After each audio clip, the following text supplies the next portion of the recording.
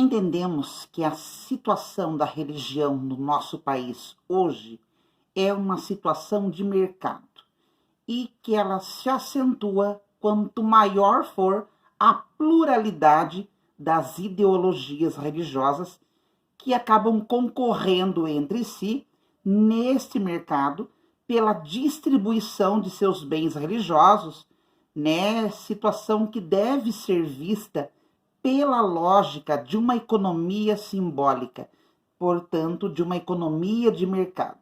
Aí, remetendo às ideias de Pierre Bourdieu, né? Essa situação de concorrência, ela é acentuada pelo uso de propagandas e de um marketing religioso cada vez mais acentuado e muitas vezes mais agressivo. Situação verificada aí com contundência nesse neopentecostalismo brasileiro.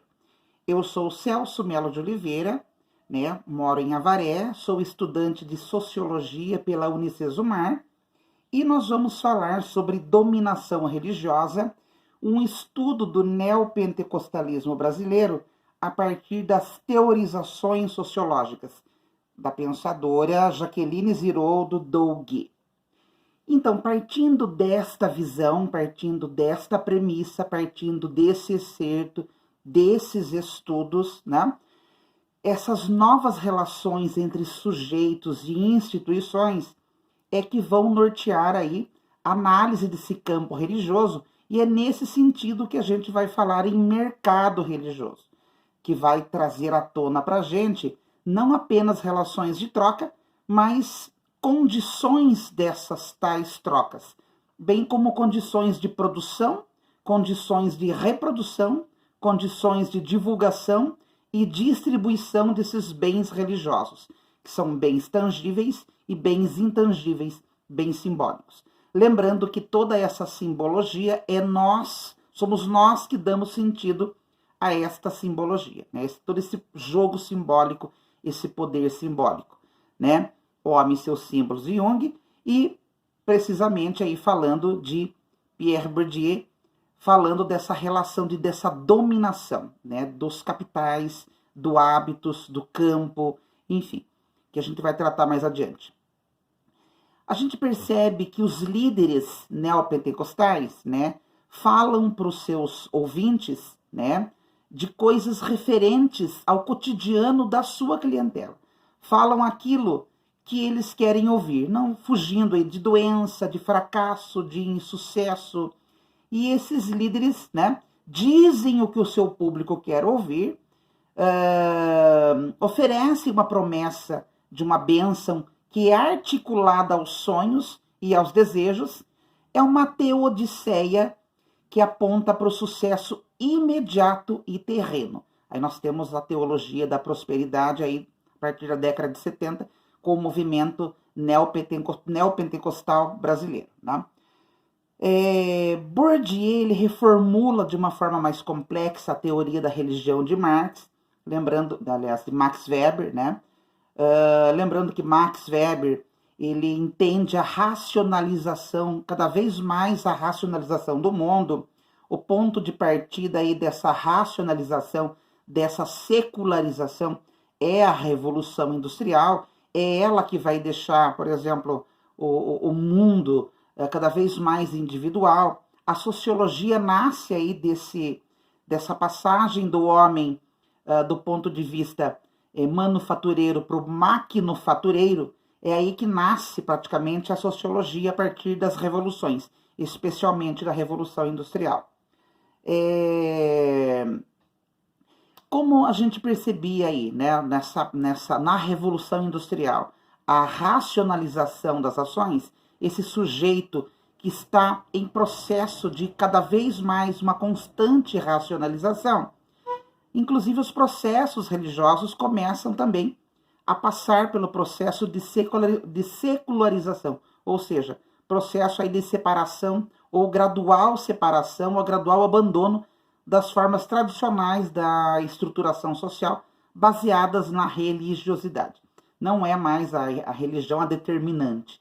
Pelo contrário, nós temos aí outras modalidades, outras fontes para beber, para explicar a humanidade, como a ciência, por exemplo, né? Grande parte da vida social ela vai reduzida à lógica racional, especialmente pós-revolução industrial, onde foram alterados os modos de vida da população de forma brusca, né? Do feudal para o capital, da manufatura para a maquinofatura, ou seja, surgiu um novo homem. É a razão aí versus a emoção. E falando, né, sobre o trabalho religioso, voltando no trabalho religioso dos especialistas, é que ele faz com que a religião seja entendida como produtora de um enorme contingente de bens tangíveis e intangíveis, que são os bens simbólicos, e que podem objetivamente analisados aí como a liturgia, como símbolos, como discursos, como teologias, como vestes. Todas essas formas de simbologias é que vão fazer com que o adepto, por exemplo, de forma não coercitiva, mas de forma complacente, condescendente, ele acabe, assim como aconteceu com a reforma protestante, a reforma religiosa, que dividiu a Igreja Católica, também dentro da Igreja Católica e dentro das igrejas pentecostais, ou neopentecostais, surgem novas ramificações, né, de acordo com a visão dos adeptos, né? Surgem novas formas de professar a sua religião, a sua fé, enfim. Nós observamos também aí simbologias expressas em fetiches, amuletos que são utilizados para exorcizar o mal e afastar os infortúnios, bastante evidenciados pelo catolicismo medieval e que foram sincreticamente apropriados pela religiosidade popular, né, da religião afro-católica, né, do colorido afro-católico no Brasil colonial, e se revestindo agora de uma nova roupagem simbólica em práticas neopentecostais. Ou seja, o neopentecostalismo brasileiro apropria-se de liturgias, de discursos, de simbologias medievais da Igreja Católica, de outras religiões, de outras seitas, e faz uma adaptação sincrética desses símbolos, né? E dá uma nova roupagem, uma nova ressignificação para sobreviver, praticamente para sobreviver, nessa pluralidade de ideologias religiosas que marcam aí a situação de mercado que se acentua quanto maior for essa pluralidade de ideologias religiosas. A gente entende que é possível dizer que esses novos líderes neopentecostais, especialmente no Brasil, eles têm conseguido de forma eficiente se apropriar de elementos que já existem no campo religioso brasileiro e, ao mesmo tempo, acaba reinventando esses símbolos, né? A partir do momento que acaba dando uma nova roupagem para eles. É uma proposta religiosa alicerçada na intensa circulação desses bens, que leva a amplos segmentos da população acabando a forjar suas próprias regras e combinar originalmente um mosaico simbólico que lhes confere sentido, dignidade e construção de identidades. Olha que interessante a sociologia da religião, olha como ela é importante, né? Olha como a sociologia é um esporte de combate. Olha como é importante, à luz da razão, à luz da sociologia, entender o fenômeno religioso, que é um fenômeno distinto da sociedade. Não existe, né, cai por terra a teoria de Weber, que diz que quanto mais as sociedades são avançadas, menor a religiosidade. Pelo contrário, os Estados Unidos, que é uma grande potência, alicerçou-se também com o movimento protestante, com a religiosidade, né? Assim como outras sociedades independeram-se do fator religioso. Mas é indiscutível o sistema de crença do indivíduo, né? E esses líderes neopentecostais brasileiros, esses líderes a partir da década de 70, especialmente com o movimento aí da Igreja Universal, se apropriam desse conjunto simbólico representativo, dando uma nova roupagem, dando uma nova forma, dando legitimidade dentro do grupo e sustenta esse poder simbólico. E algo que é mais consistente, que sedimenta e que dá sustentação a essas práticas, acabam aí reforçando essa legitimidade, ao mesmo tempo arregimentando seguidores em uma escala crescente, haja vista que o número de protestantes, de evangélicos no país ele subiu, né, assustadoramente, e acaba aí, logicamente, instituindo um hábitos, né, o hábitos instituidor, segundo Pierre Bourdieu, com capacidades criadoras ativas, para além das esferas conscientes e inconscientes desses agentes.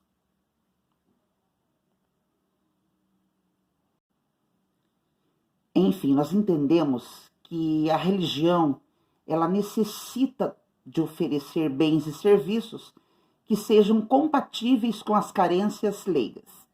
Instaura-se uma lógica do mercado, na qual essa organização ela acaba oferecendo bens almejando que os mesmos sejam consumidos, né? Uma infinidade de bens tangíveis e intangíveis, bens simbólicos, como Bourdieu diz, né, em seus estudos aprofundados sobre o tema, conferindo sentido, legitimando esse poder deste grupo, né, arregimentando o número de seguidores. E para que isso, né, aconteça, é preciso conhecer e explorar o gosto do consumidor. Como essa lógica religiosa ela é uma lógica de mercado, as instituições criam estratégias para sobreviver nesse mercado, que é um mercado cruel, é o mercado capital, o mercado do capital, o mercado do capital simbólico, o mercado do capital financeiro, do capital social, né? Ou seja, se o pluralismo é uma realidade, ele permeia essas estratégias de sobrevivências das instituições. Toda instituição religiosa tem, a partir dessa perspectiva, uma posição dentro desse mercado de pluralismo religioso, cabe todo mundo e cada dia, né, a gente vê o surgimento de novas religiões, novas seitas, e a partir desse posicionamento produz e oferece os seus bens religiosos.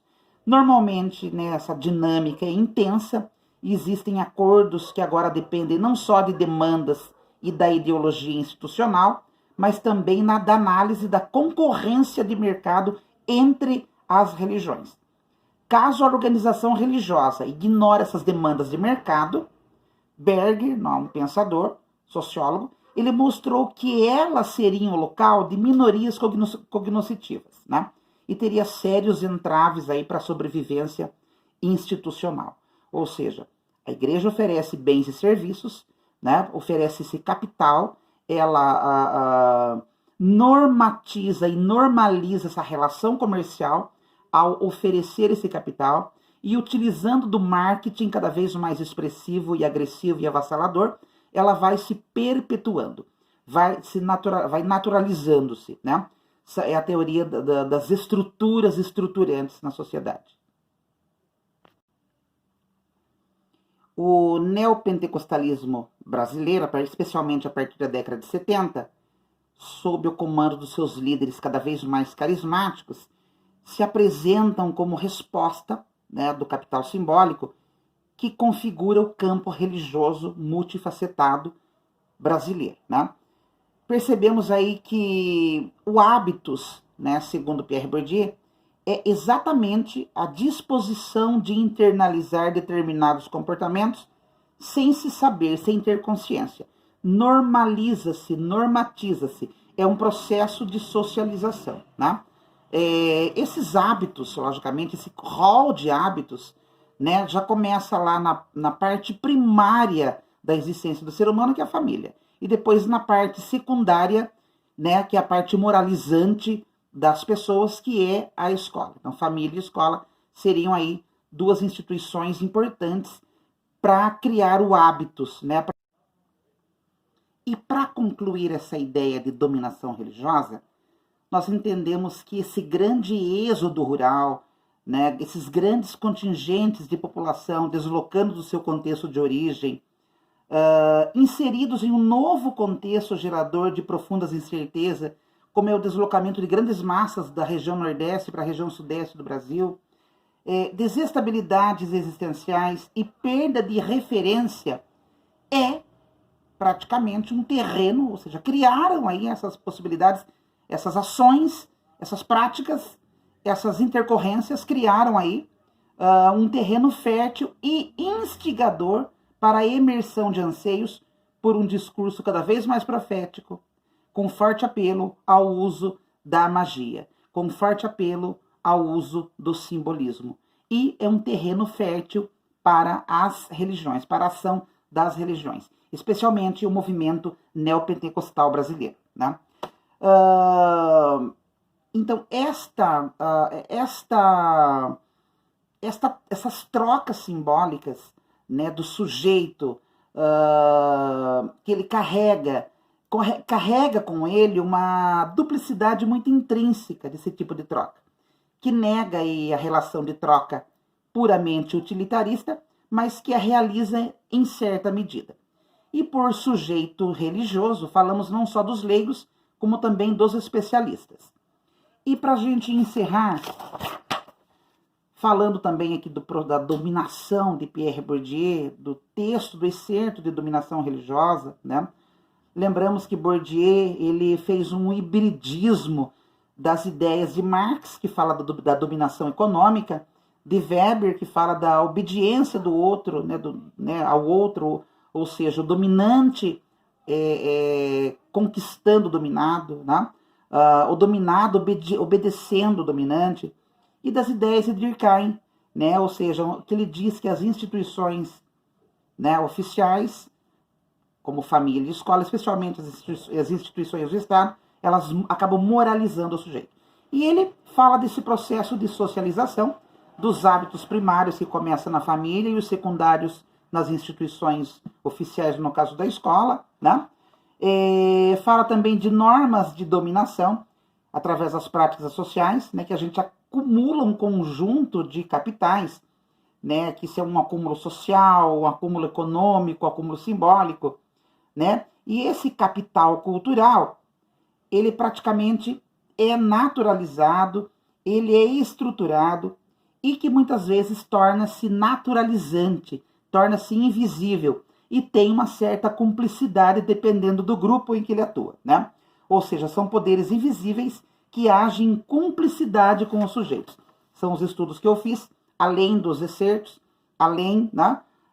Uma dica também importante é a Distinção, que é um livro aí do Pierre Bourdieu, que eu achei bastante interessante, também tive que ler para poder montar este vídeo. E essas estruturas estruturantes passam desapercebidas e que são impostas de formas coercitivas, arbitrárias. Elas agem de cima para baixo, né, da classe dominante para a classe dominada. E esse hábitos, que é um normalizador, né, ele é naturalizado, né, e acaba normalizando, acaba mantendo a sociedade, de certa forma, dominada, né, através dos seus discursos, através de atitudes que dentro já estão estruturadas na sociedade, né? Por exemplo, é normal uma escola hierarquizada, uma escola exclusivista, uma escola que ainda exclui, né, uma escola que ainda adota notas, currículo, ou seja, não é nada democrático e não é feito de forma democrática, ou seja, ela é hierarquizada, né, ela é verticalizada. Então, essa é a ideia do excerto sobre dominação religiosa e que abre um leque para inúmeros estudos. Enfim, como diz o próprio Bourdieu, né, a sociologia é um esporte de combate. Até mais, pessoal.